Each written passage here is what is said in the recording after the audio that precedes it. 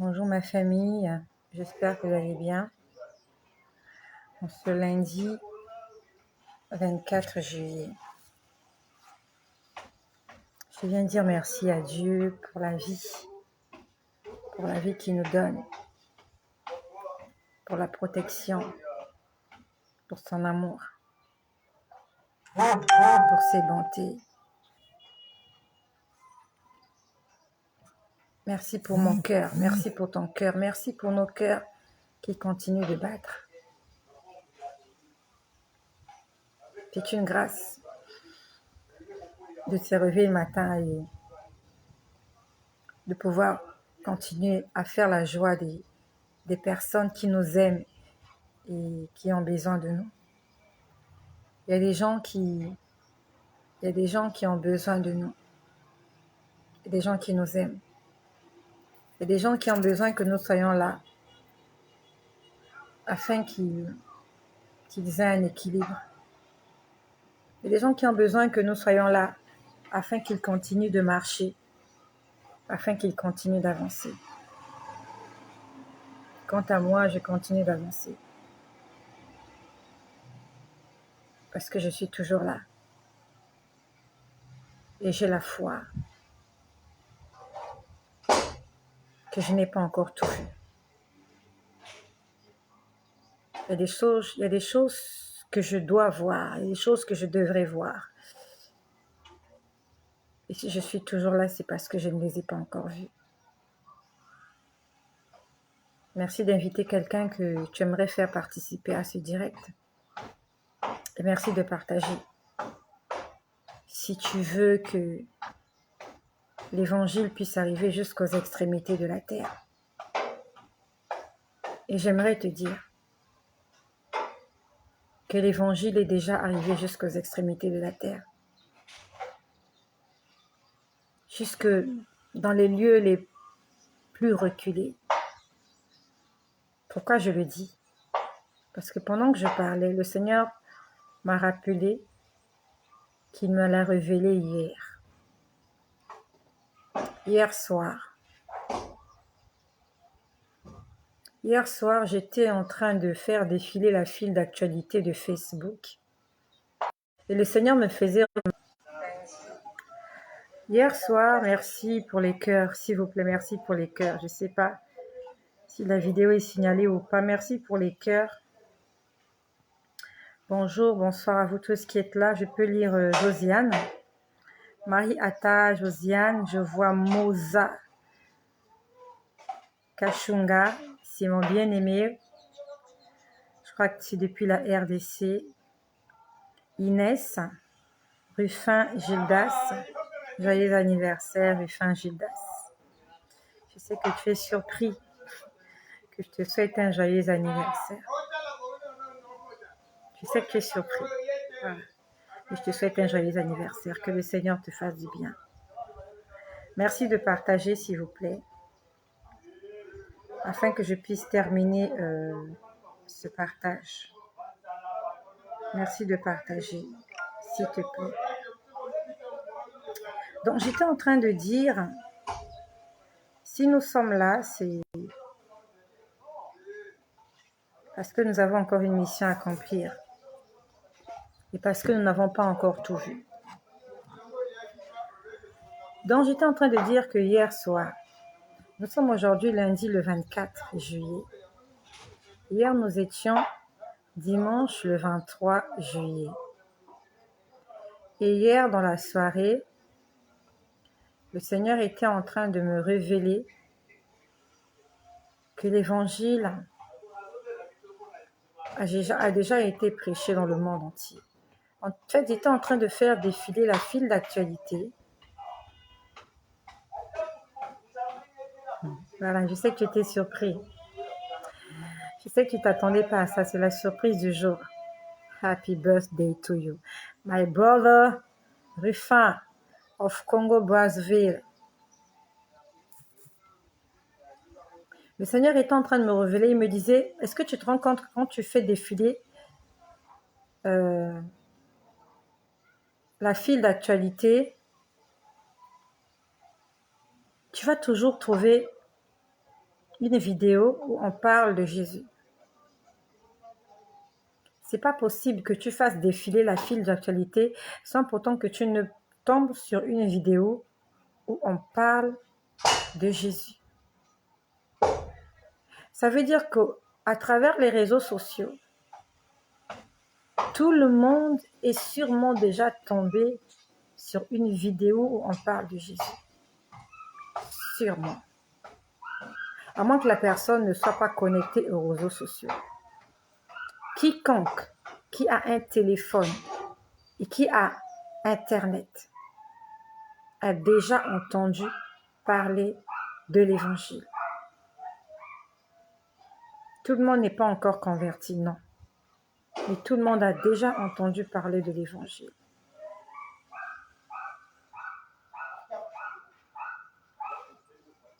Et si je reviens au titre de mon message, je vous ai fait un partage il y a de cela quelques jours où je vous disais que j'étais en train de demander la paix au Seigneur. C'était, je crois, jeudi dernier. Je disais, Seigneur, donne-moi la paix, mets la paix dans mon cœur. J'ai entendu quelqu'un parler. La personne a dit, j'étais allongée sur mon lit, j'étais allongée sur le côté gauche, je me rappelle bien. La personne avait dit, l'homme riche se soigne de la réalité. L'homme pauvre se guérit de la vérité. J'en avais parlé la semaine dernière.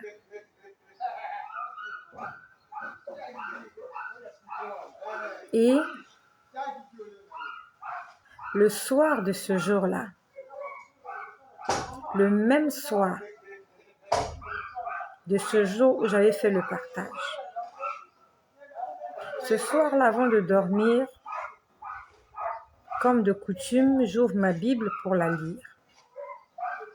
Et une fois de plus, je viens t'exhorter. Il y a beaucoup de gens qui ont pris l'habitude de lire des bouquins juste pour se cultiver. Avant de dormir, ils lisent un livre, juste pour la culture, juste pour l'information. C'est pas mauvais. Je n'ai rien contre cela. Mais n'oublie pas de lire la parole de Dieu qui est la Bible. Parce que c'est la parole de Dieu qui est ton miroir. C'est la parole de Dieu qui est notre miroir. Et c'est cette parole qui nous guide sur notre parcours ici sur la terre. Donc ce soir-là, j'ouvre ma Bible et je la lis. Et je tombe sur Nombre. En même temps, j'exploite l'Ancien et le Nouveau Testament. Et par cette occasion, j'aimerais saluer mes sœurs qui ont l'habitude d'écrire les versets. Il y a ma sœur Solange Edimo.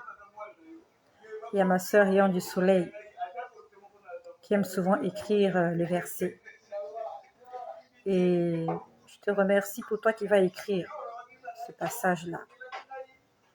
J'ai lu dans Nombre au chapitre 13 à partir du verset 26. Donc Nombre chapitre 13, verset 26 à 33. C'est ce que j'ai lu ce soir-là. Je crois que nous étions jeudi ou vendredi. Le même soir du jour où j'ai fait le partage. Quand j'ai lu ce chapitre, cette petite portion d'écriture, en fait, Dieu était en train de me confirmer ce que j'avais entendu et qui correspondait au partage de ce jour-là. Le Seigneur était en train, il est en train de m'enseigner sur la différence qu'il y a entre la réalité et la vérité. Il y a une grande différence entre la réalité et la vérité. La réalité, c'est ce que nous voyons. La vérité, c'est ce que nous ne voyons pas. Vous pouvez voir deux personnes dans la rue, un homme et une femme, ils sont mariés, ils vivent en couple. La réalité, ils sont mariés, ils sont ensemble. Mais si vous entrez dans leur intimité, vous vous rendrez compte qu'ils ont des problèmes et qu'ils ne sont plus forcément ensemble. Ils ne sont plus forcément une personne. Il y a peut-être des problèmes dans leur couple, peut-être qu'ils ne se parlent plus. C'est très tendu, mais à l'extérieur, c'est autre chose que vous voyez, c'est autre chose qui vous montre. Mais lorsque vous poussez la porte, vous entrez dans leur univers, vous vous rendez compte que ce n'était qu'un leurre, ce que vous avez vu. Et ma prière ce matin est que Dieu m'aide à m'attacher à la vérité. Et la vérité, c'est ce que Dieu dit. Ce que Dieu a dit. Ce qu'il dit et ce qu'il dira. C'est ça la vérité pour moi. Que j'arrête de me fier à ce que mes yeux me montrent. C'est ça ma prière. Je dis, Seigneur, donne-moi la foi. Donne-moi la foi, Seigneur, de minimiser, de mépriser ce que je vois et de m'accrocher à ce que toi, tu dis et tu me demandes de voir. Nos yeux sont une occasion de chute pour nous. Parce que nos yeux nous montrent ce que le monde veut nous montrer. Nos yeux voient ce que les hommes veulent nous montrer. Seigneur, aide-moi à avoir la foi et à m'accrocher à la vérité. Donc, je vais rapidement lire cela. Nombre chapitre 13, à partir du verset 26. Dans Nombre, les enfants d'Israël, ils sont sortis d'Égypte, ils ont traversé le désert, ils ont passé de longues années dans le désert. Et là, ils ne sont pas très loin de Canaan. Ils ne sont pas loin de Canaan. Et Moïse demande à 12 espions. Il a pris une personne dans chaque tribu des enfants d'Israël. Il y avait 12 tribus en Israël. Et ces 12 tribus représentaient les 12 fils de la descendance d'Abraham. Les 12 fils de Jacob. C'est ceux-là, la descendance d'Abraham, qu'on appelle les 12 tribus d'Israël. Et parmi les 12 fils de Jacob, nous avons Joseph, qui est très populaire, très connu. Joseph, qui a été vendu par ses frères. Donc Moïse envoie 12 espions pour aller explorer Canaan et pour venir leur faire le compte rendu. À leur arrivée, ils rendirent auprès de Moïse et Aaron et de toute l'assemblée des enfants d'Israël à Kadé dans le désert de Paran. Ils leur firent un rapport, ainsi qu'à toute l'assemblée. Et ils montrèrent les fruits du pays. Voici ce qu'ils racontèrent à Moïse. Ce sont les espions qui sont allés explorer Canaan et qui sont venus pour faire le compte-rendu. Voici ce qu'ils racontèrent à Moïse.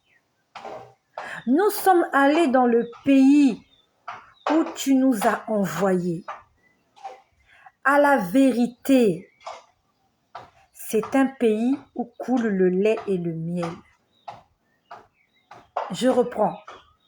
Les espions, ils reviennent, ils disent à la vérité, c'est un pays où coule le lait et le miel. Et en voici même les fruits. Au verset 28, ils disent, mais, donc ils disent une chose et après ils disent le contraire. Et c'est exactement ce que nous faisons. Lorsqu'ils sont sortis d'Égypte, Dieu leur a dit, je vous conduirai vers un pays où coule le lait et le miel. Et les espions sont allés, ils ont un jour. Au bout de 40 jours, ils reviennent au camp. Ils sont venus faire leur rapport. Verset 27. À la vérité, c'est un pays où coule le lait et le miel. Mais le peuple qui habite ce pays est puissant. Les villes sont fortifiées, très grandes. Nous y avons vu les enfants d'Anak, les Amalécites habitent la contrée, ainsi de suite, ainsi de suite. Donc ils reconnaissent que la vérité est que ce que Dieu a dit est vrai. C'est un pays avec des richesses. C'est vrai que le lait et le miel coulent. Voici même les fruits. Mais il y a des géants là-bas. Ce que nous avons vu, les hommes que nous avons vus,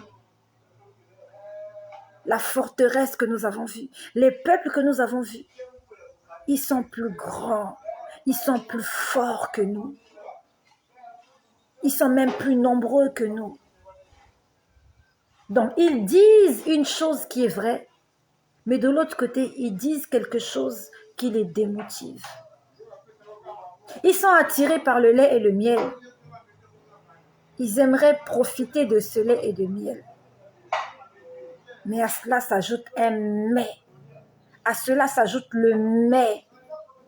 C'est exactement ce que nous faisons.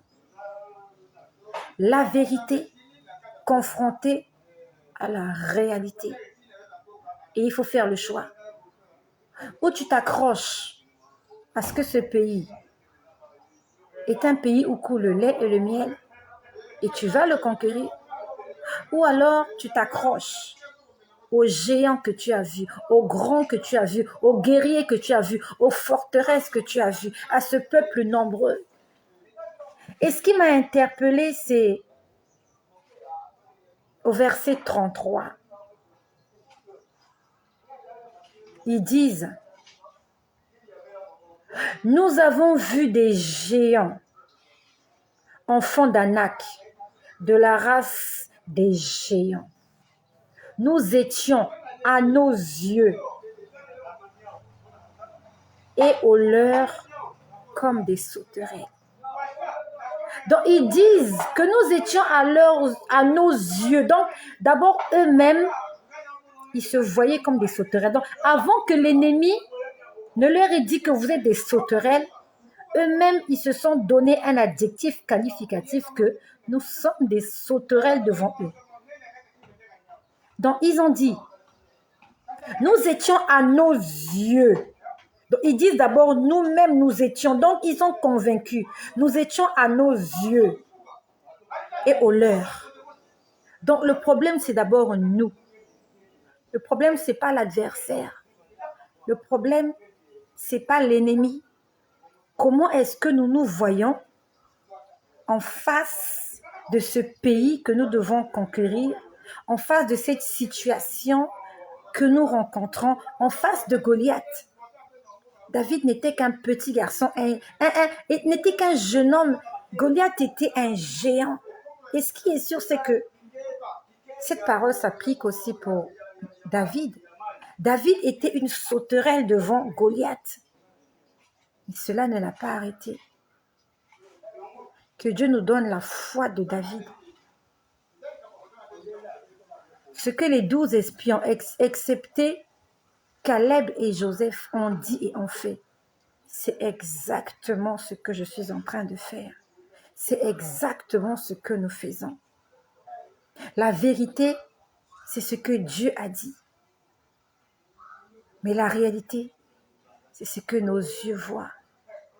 Et généralement, on ne s'accroche pas à ce que Dieu a dit qui est la vérité, mais on s'accroche à ce que nos yeux ont vu.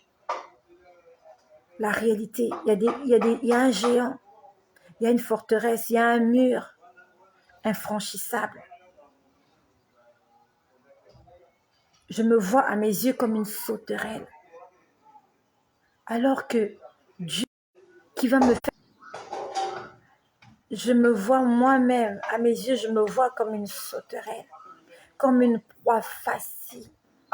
Mais Dieu me dit, il m'a dit et il continue de me dire, je te donne ce pays, tu vas le conquérir, tu vas le posséder, tu vas le dominer. Ça, c'est la vérité. Il m'a dit que c'est un pays où coule le lait et le miel. Et j'ai vu le lait et le miel. La vérité, elle est là. Mais la réalité me ramène en arrière. J'ai lu ce verset avant de dormir. Je crois que c'était vendredi.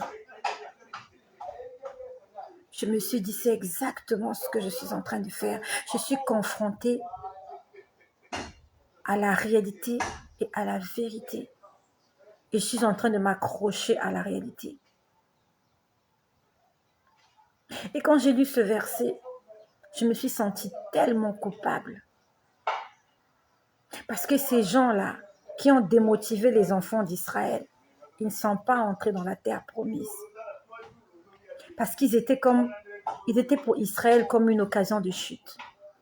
Dieu leur disait, allez, mais eux, ils démotivaient le peuple. Et souvent, c'est ce que nous faisons. Nous démotivons les autres et nous nous démotivons nous-mêmes. Parce que ce que nous voyons est différent de ce que Dieu nous a dit. Dieu leur avait dit, c'est un pays où coule le lait, le miel, mais Dieu ne leur avait pas dit qu'il y avait des géants là-bas. Dieu le leur avait caché. Pourquoi? Je ne sais pas. Est-ce que c'était pour mettre leur foi en épreuve? En fait, il y a un grand enseignement que je tire de ce passage. Dieu n'est pas obligé de tout te dire. Et Dieu ne te dira pas tout. Il va te dire ce dont tu dois savoir pour t'accrocher à cela. Tu ne peux pas être accroché à 2 arbres. Lorsqu'il y a une tempête, lorsqu'il y a un tsunami, tu ne peux pas t'accrocher à 2 arbres. Tu dois choisir un arbre. Tu dois choisir un abri. Et tu dois t'accrocher à cette chose solide. Ne cherche pas à t'accrocher à 2 choses. Parce que la deuxième chose à laquelle tu aimerais t'accrocher, peut-être qu'elle est à des kilomètres de toi. Et tes mains ne sont pas assez grandes pour saisir et la première et la deuxième. Donc tu t'accroches d'abord à la première. Et quand la tempête est passée, tu continues ton chemin. Lorsqu'ils sont sortis d'Égypte, Dieu ne leur a pas dit qu'ils allaient passer 40 ans dans le désert. Dieu le leur avait caché. Dieu le leur avait caché. Lorsque Dieu est apparu à Moïse, il a dit à Moïse, va en Égypte, va sortir mon peuple d'Égypte. Dieu lui a dit, je ferai de toi Dieu comme Pharaon. Mais Dieu n'a pas dit à Moïse, du moins ce n'est pas écrit, que Pharaon allait endurcir son cœur jusqu'à un tel niveau. Dieu n'avait pas dit ça. Dieu a dit, je serai avec toi. Va sortir mon peuple. On ne sait pas exactement le temps que Moïse a passé en Égypte. À partir du moment où il est reparti et à partir du moment où ils sont sortis d'Égypte. La Bible ne nous dit pas exactement combien de temps se sont écoulés. Est-ce que c'était des semaines? Parce qu'il y a eu quand même 10 plaies. Donc, ce qui est sûr, c'est que c'était des semaines. Parce qu'une semaine a 7 jours. Et en 7 jours, je ne suis pas sûre que Dieu ait fait tomber les 7 plaies en Égypte pendant une semaine. Peut-être qu'il s'est écroulé des mois, peut-être des années. C'est pas écrit. Dieu ne lui avait pas dit tu dois partir, ça va se passer en 3 mois. Que non, ça va se passer en 2 ans. Mais Dieu lui a juste dit je serai avec toi. Et Moïse devait s'accrocher à cette parole-là que Dieu fera de moi Dieu devant Pharaon. C'était son seul support. Et Dieu aimerait que nous puissions nous accrocher à cette parole qu'il nous a donnée. Je ne sais pas quelle est la parole qu'il t'a donnée. Moi, j'ai beaucoup de paroles qu'il m'a données. Et généralement, quand je suis confrontée aux difficultés, j'oublie les promesses de Dieu. Et c'est quelque chose que nous faisons tous. Lorsque Dieu nous promet, nous disons oui et amen. On rend des actions de grâce. Mais lorsqu'on est en face des fils d'Anak, les Amalécites, lorsqu'on est en face des géants, on oublie la promesse de Dieu, on oublie la parole de Dieu, on oublie la vérité, on oublie les prophéties. Nous sommes tous concernés par cette parole et la première personne à être concernée par cette parole, c'est moi. C'est moi. Dieu a dit, mais qu'est-ce que mes yeux voient? Et il y avait 2 personnes, Josué et Caleb, qui disaient, emparons-nous du pays, nous allons le battre, nous allons les assujettir. Mais les autres, ils étaient au nombre de 10 contre 2. Les 10 autres disaient, on ne peut pas gagner cette bataille, c'est pas possible. Et quand j'ai lu ce verset, quand j'ai lu ce passage la semaine dernière, il y a comme quelqu'un qui a parlé dans mon cœur. La personne m'a dit, tu es sûr que je t'ai sorti d'Égypte et que je me suis occupée de toi pendant 40 ans dans le désert pour te laisser mourir dans les mains des géants qui sont dans la terre que je t'ai promise. C'est la parole que j'ai entendue au fond de moi. J'avais l'impression que j'ai fait partie de la marche avec Israël dans le désert. Et à cette voix qui me disait, tu es sûr que je t'ai gardé jusque-là pour te livrer entre les mains des géants qui sont à Canaan que tu dois posséder. J'aurais pu te laisser mourir en Égypte. J'aurais pu te laisser esclave en Égypte. J'aurais pu te laisser mourir dans le désert. C'était même encore plus dur de vivre dans le désert que de vivre en Égypte. En Égypte, au moins, il y avait l'esclavage, mais il y avait la nourriture, il y avait de l'eau. Mais dans le désert, il y avait la liberté, il n'y avait pas d'eau, il n'y avait pas de nourriture, il n'y avait pas de médicaments, il n'y avait pas de vêtements. Et Dieu me disait, tu es sûre qu'Estelle, je me suis occupée de toi dans le désert pour te livrer entre les mains des fils d'Anak juste parce qu'ils sont des géants. J'ai dit, Seigneur, pardonne-moi. J'ai dit, Seigneur, donne-moi la foi. Donne-moi la foi de José. Donne-moi la foi de Josué. Donne-moi la foi de Caleb. Ils ont tous vu la même chose. Mais il y a 10 qui se sont fiés à leurs yeux. Et il y a 2 qui se sont accrochés à la parole de l'Éternel. Et c'est exactement ce que nous faisons. Nous sommes comme ces 10-là. Nous sommes toujours de la majorité qui ne veut pas conquérir. Parce que nous avons vu. Parce que nous avons pris peur, nous avons tremblé. C'est le résumé de ma vie. Nombre chapitre 13, versets 26 à 33. C'est le résumé de ce que je vis. Je suis en train de minimiser la parole de Dieu à cause de ce que ma chair me fait sentir, à cause de la chaleur du désert, à cause de la soif, à cause des enfants d'Amalek, des hommes que Dieu a créés. Dieu peut les écraser juste avec un souffle de sa bouche. Ça, je l'ai oublié. Il y a des batailles, je ne serai pas obligée de me battre. Il y a des batailles que je rencontrerai. C'est Dieu qui va se battre pour moi. Et souvent, je me dis que je suis obligée de me battre. Alors que c'est Dieu qui va faire tomber la muraille de Jéricho. Souvent, nous voyons la muraille, tu te dis, mais comment je vais passer par là? On est là, on se morfant, on pleure, on crie, on gémit, alors que c'est Dieu qui va détruire cette muraille. Tu n'auras même pas besoin de sortir ton épée. Tu n'auras même pas besoin de te battre avec les habitants de Jéricho. Dieu va ébranler les fondations et le mur de Jéricho va s'écrouler. Tu n'auras même dépensé aucune énergie.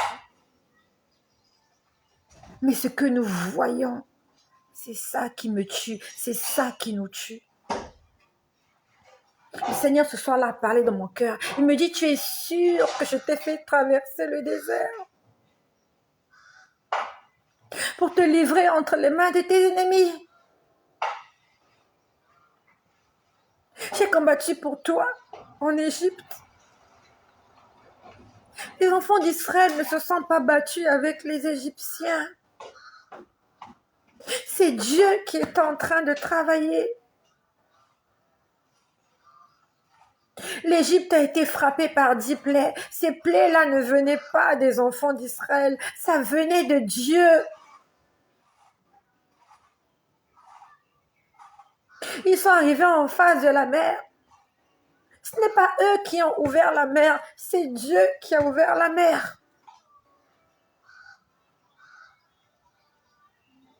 Ce n'est pas eux qui ont tué l'armée de Pharaon, mais c'est Dieu qui a englouti toute l'armée de Pharaon dans la mer.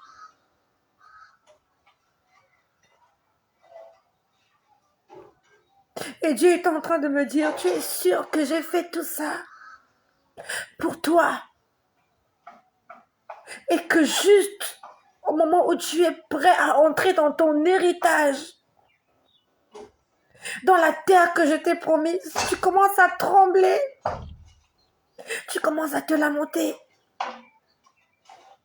parce que tu crois que tes adversaires ont pris le dessus sur toi.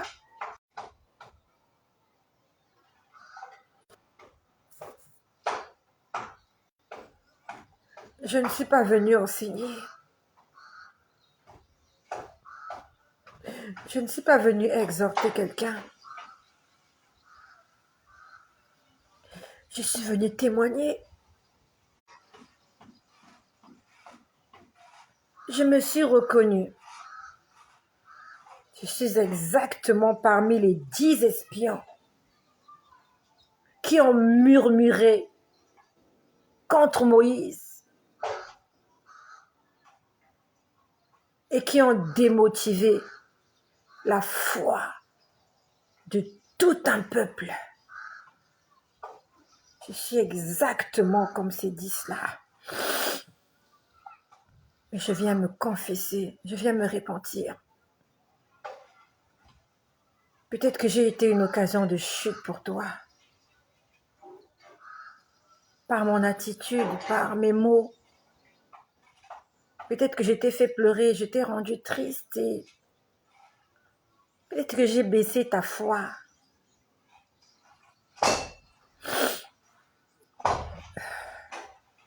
Que le Seigneur nous aide.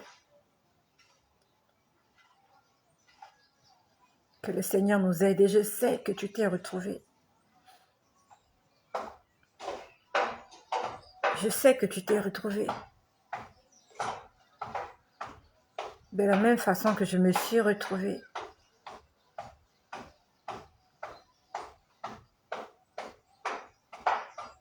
Seigneur Jésus, je te demande pardon. Seigneur, je te demande pardon parce que je donne plus du crédit à ce que mes yeux voient qu'à ce que toi tu me dis. Seigneur, donne-moi la foi. J'ai besoin de la foi. Je me rends compte que je n'ai pas la foi. Je n'ai pas la foi. Parce que lorsqu'on a la foi, on ne baisse pas les bras. On continue de déclarer. Et c'est une chose qu'on ne sait pas faire dans la tribulation. Continuer de déclarer la vérité qui est la parole de Dieu, même dans les moments difficiles. C'est quelque chose qu'on ne sait pas faire. Que le Seigneur Jésus-Christ me pardonne. Peut-être que toi, tu as la foi. Peut-être que ta foi est plus grande que la mienne, mais la mienne est... Je n'ai pas une grande foi. Parce que je fais exactement comme ces 10 espions-là qui ont démotivé Israël.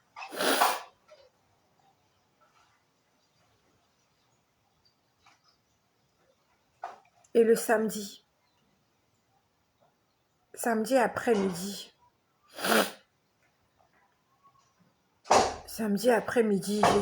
j'étais en prière.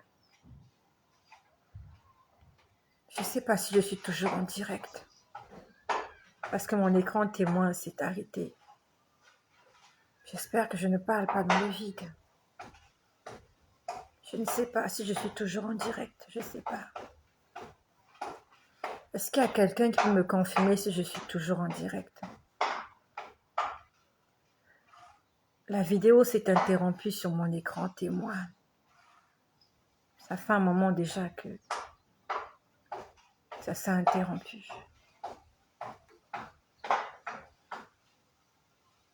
Est-ce que vous êtes toujours là?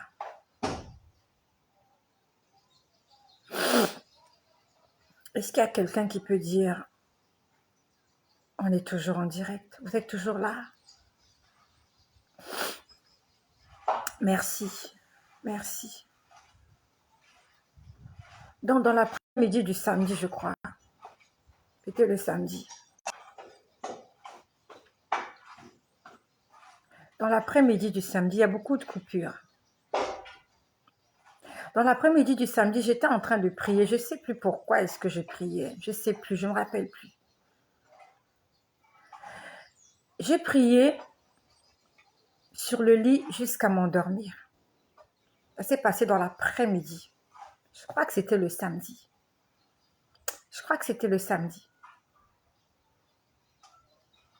Et je me suis endormie. Et il y a une chanson qui m'a réveillée. Il y a des gens qui étaient en train de chanter dans ma chambre. Il y a des gens qui étaient en train de chanter. Et je sais par expérience que lorsque j'entends des chansons, ce sont les anges qui chantent. Il y a quelqu'un qui était en train de chanter. C'était la voix d'un homme. Et quand j'ai entendu cette voix, je me suis levée de mon lit. Ma prière pour toi est que Dieu te fasse entendre sa voix.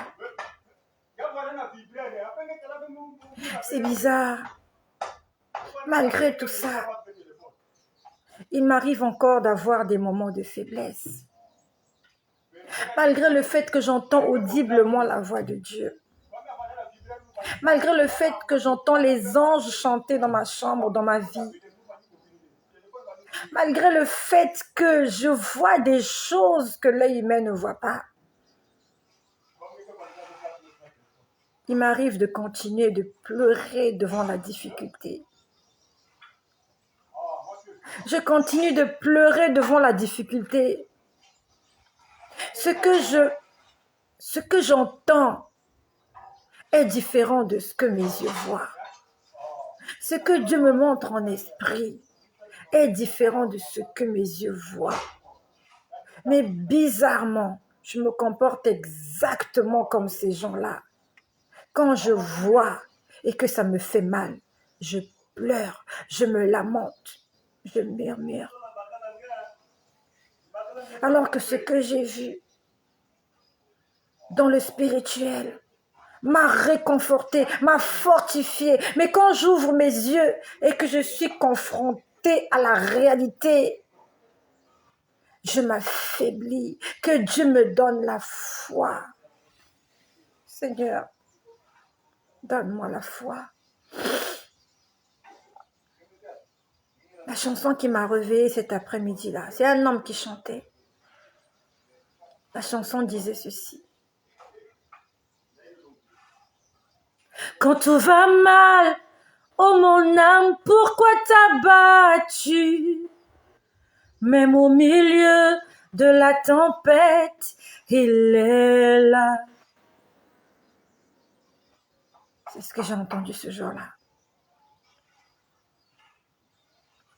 Quand tout va mal, oh mon âme, pourquoi t'as battu?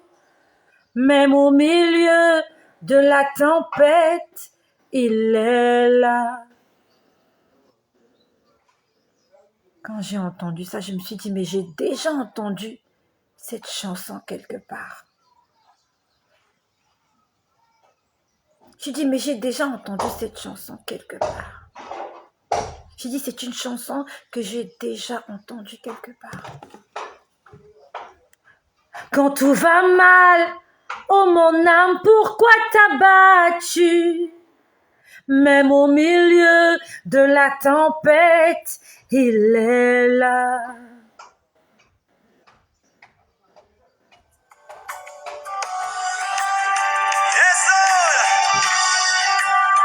Est-ce que tu peux pousser le cri de joie? Les cris de victoire au Seigneur!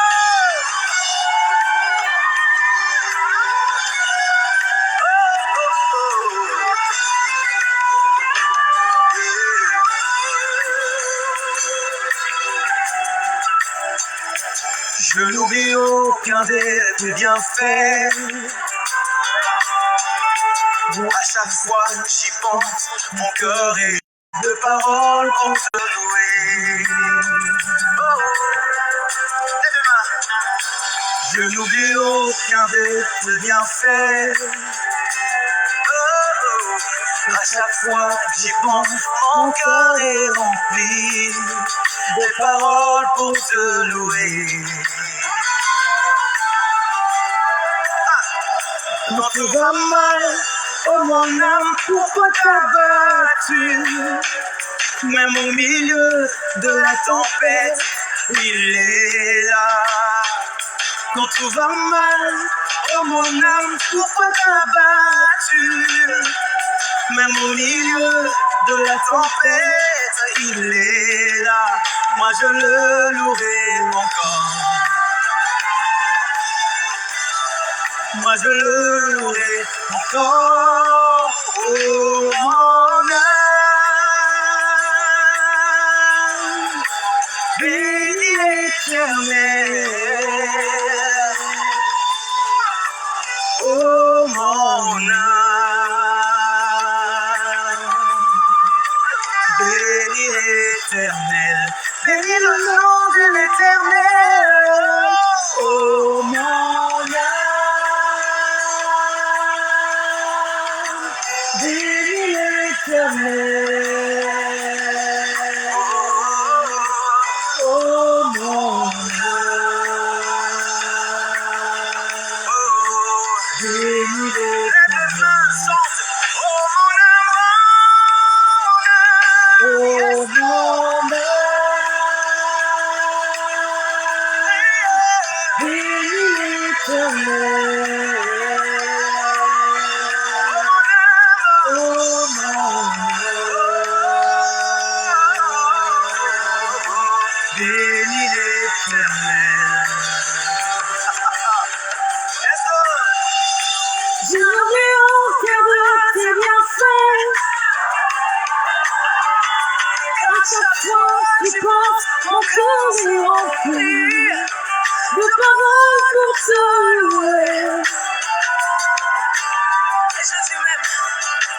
Quand tout va mal, oh mon âme, pourquoi t'as battu?